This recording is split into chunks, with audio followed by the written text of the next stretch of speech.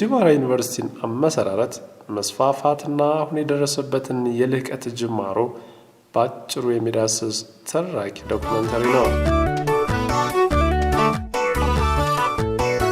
የህዳሴው ግድብ መተላለፊያ በሆነችው የደጋዋ ገነት እንጅባራ ከተማ 2.5 ኪሎ ሜትር ርቀት ላይ የተመሰረተው እንጅባራ ዩኒቨርሲቲ በፈጣን የእድገት ግስጋሴ ጎዳና ላይ ይገኛል።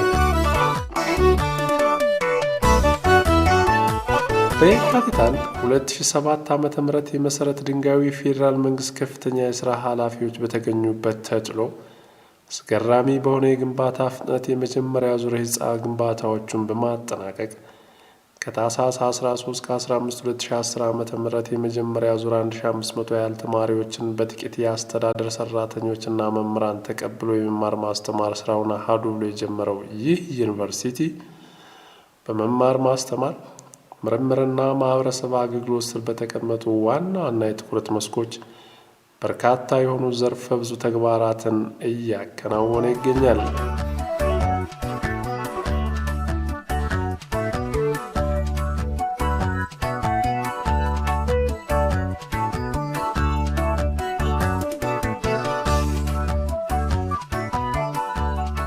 ዩኒቨርሲቲው አሁን እስካለንበት 2018 የትምህርት ዘመን በ7 ኮሌጆችና በ2 ትምህርት ቤቶች ስር በተካተቱ 59 የቅድመ ምረቃ ፕሮግራሞችና በ60 የድህረ ምረቃ ፕሮግራሞች በ721 መምህራን 17131 ተማሪዎችን በመደበኛና ተከታታይ ፕሮግራሞች በማስተማር ላይ ነው።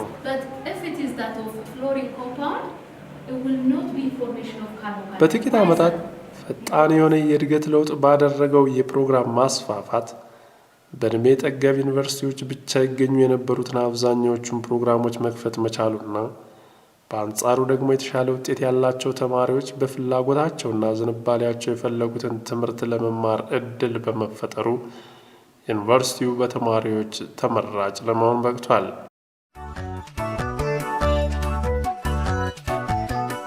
የቤተ መጻሕፍቱ ያልተቋረጠ የ24 ሰዓት አገልግሎት በውስጡ ካለው ዲጂታላይዜሽን እና አውቶሜሽን ስራዎች ጋር ተደምሮ ሌላው ዩኒቨርሲቲውን በተማሪዎች ዘንድ ቀዳሚ ተመራጭ የሚያደርገው መስፈርት ነው።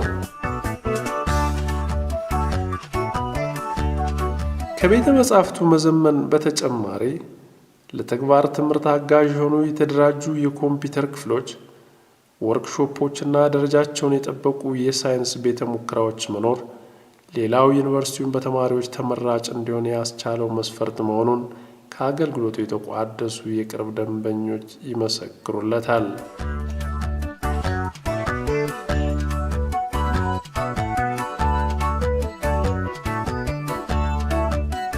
ዩኒቨርሲቲው በሌላው የተማሪዎች አገልግሎት አሰጣጥ ዘርፉ 2 ሰፋፊ የተማሪዎች መመገቢያ አዳራሾች፣ 13 ደረጃቸውን የጠበቁ የተማሪዎች ማደሪያ ህንፃዎች፣ 4 በውስጣቸው በርካታ ክፍሎችን የያዙ መማሪያ ህንፃዎች፣ 4 ለተማሪዎች ልብስ ማጠቢያ ገንዳ ያላቸው የተማሪዎች የልብስ ንጽህና መስጫ ህንፃዎች እንዲሁም 2 የተማሪዎች መዝናኛ አገልግሎት የሚሰጡ ላውንጆች ያሉት ሲሆን አገልግሎት አሰጣጡ በተደራጁ የአስተዳደርና የአውትሶርስ ሙያተኞች ጥብቅ ቁጥጥርና ክትትል ይደረግበታል።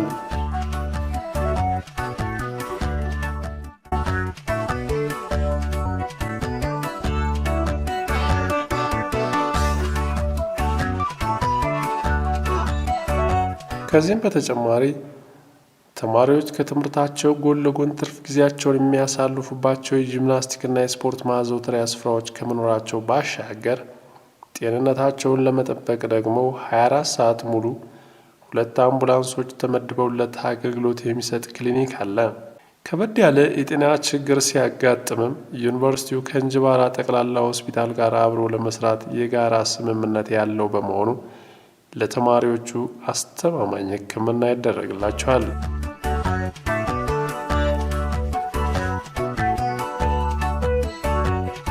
እንጅባራ ዩኒቨርሲቲ የአጠቃላይ ዘርፍ ዩኒቨርሲቲ እንደመሆኑ መጠን እንደ በርካታ ዘርፈ ብዙ ጉዳዮች ምላሽ በመስጠት ላይ ይገኛል። ከመማር ማስተማር ተግባሩ ጎን ለጎንም በምርምርና ማህበረሰብ አገልግሎቱ አያሌ አበርክቶችን እያደረገ ያለው ይህ ዩኒቨርሲቲ አነስተኛ መሬትን በመጠቀም በከተማ ግብርና ሊተገበር የሚችል የሽቅብ ግብርና ፕሮጀክትን ቀርጾ በዩኒቨርሲቲው ችግኝ ጣቢያ ውስጥ በሰርቶ ማሳያነት በማልማት ምርቱን ለማህበረሰቡ በተመጣጣኝ ዋጋ ተጠቃሚ ከማድረጉም በላይ ቴክኖሎጂውን ለማህበረሰቡ ማስተዋወቅ፣ ማሸጋገርና ማስፋፋት ላይ ጉልህ አስተዋጽኦ እያደረገ ነው። ግብርናና አረንጓዴ ልማት የዩኒቨርሲቲው አንዱና ዋነኛው የትኩረት መስክ በመሆኑ ከግቢው ውስጥ በተጨማሪ ቆላማ የአየር ንብረት ባለው የቻግኒ ከተማ አካባቢ ሌላ ተጨማሪ ችግኝ ጣቢያ በመክፈት በርካታ ዝርያ ያላቸው ችግኞችን በማልማት ለማህበረሰቡ ተደራሽ ማድረጉን ቀጥሎበታል። ዩኒቨርሲቲው አረንጓዴ አካባቢን ከመፍጠር ተግባራቸው ባሻገር ለምግብነት ተጨማሪ ፋይዳ ያላቸው እንደ አፕል፣ የደጋ ቡና እና አቮካዶ መሰል ችግኞችን በማልማት ኢኮኖሚያዊ ተጠቃሚነቱን ከፍ ለማድረግም ከፍተኛ ጥረት በማድረግ ላይ ይገኛል። ተቋሙ በ2016-2017 የምርት ዘመን በግቢው ውስጥ የተለያዩ የድንች ዝርያዎችን በማምረት ለግቢው ማህበረሰብ በተመጣጣኝ ዋጋ ተደራሽ ከማድረጉም በተጨማሪ ለአካባቢው አርሶ አደር ዘሩን በማባዛት የማሰራጨት ተግባርን አከናውኗል። ምን ይሄ ብቻ! በተለይ በዚሁ የ2017 የምርት ዘመን 6 ሄክታር መሬትን በዳቦ ስንዴ ምርት በመሸፈን 152 ኩንታል ምርት ሰብስቦ ለአማራ ምርጥ ዘር ብዜት ድርጅት በማቅረብ እንደ ሀገር የምርጥ ዘር አቅርቦት ችግርን ለመፍታት የበኩሉን የኃላፊነት ድርሻ የተወጣ ምርጥ ተቋምም ጭምር እንጂ።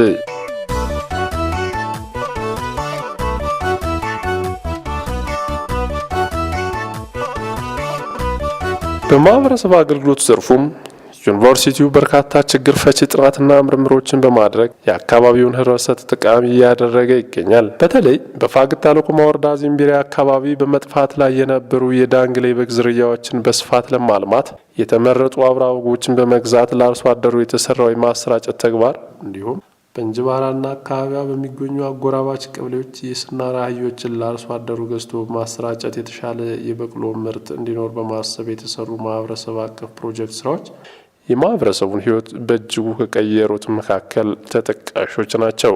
በዩኒቨርሲቲ ውስጥ የተቋቋመው የአገው ጥናት ኢንስቲትዩትም የአገው ህዝብን ባህል፣ ቋንቋና ታሪክ በጥናት በተደገፈ መረጃ ሰንዶ ለትውልድ ለማስተላለፍ በርካታ ተግባራትን እያከናወነ ከመሆኑም ባሻገር የአገው ህዝብ የጀግንነት ጀብድ መገለጫ የሆነውን የአገው ፈረሰኞች ማህበር በዩኔስኮ የዓለም ቅርስ መዝገብ ለማስመዝገብ ምቹ ሁኔታዎችንና ተግዳሮቶችን የሚያሳዩ ጥናትና ምርምሮች እየቀረቡ ናቸው።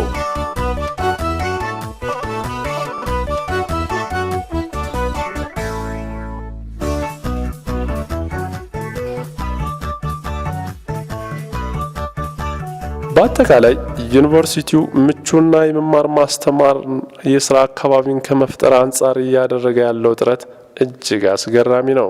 ለዚህም በ2017 ዓ.ም የግንባታ ስራቸው በጥራት ተጠናቆ ስራ የጀመሩት አንድ ግዙፍ የአስተዳደር ህንጻና 3 ደረጃቸውን የጠበቁ የመምህራን መኖሪያ አፓርትመንት ህንጻዎች ቀዳሚ ማሳያዎች ናቸው።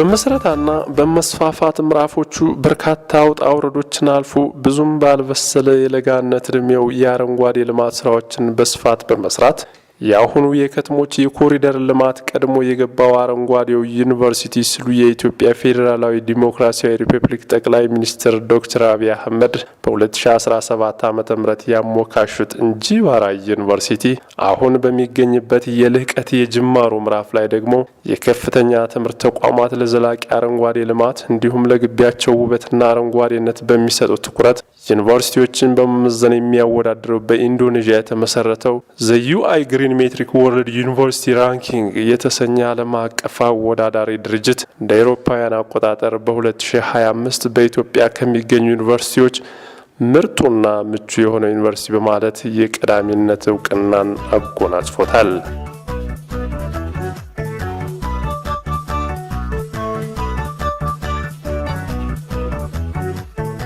ታዲያ የዚህ አረንጓዴ ዩኒቨርሲቲ የወደፊት ጉዞ ምን ያሳየን ይሆን? መልሱን አብሮ የቀጠለ የትውልድ ቅብብሎች ታሪክ የሚዘግበው ሆኖ እኔ ግን የበኩሌን የብዕር አሻራ እንዲህ አሳርፌ መልካሙን የወደፊት ጊዜ በመመኘት ከወዲሁ ልሰናበት ወደድኩ።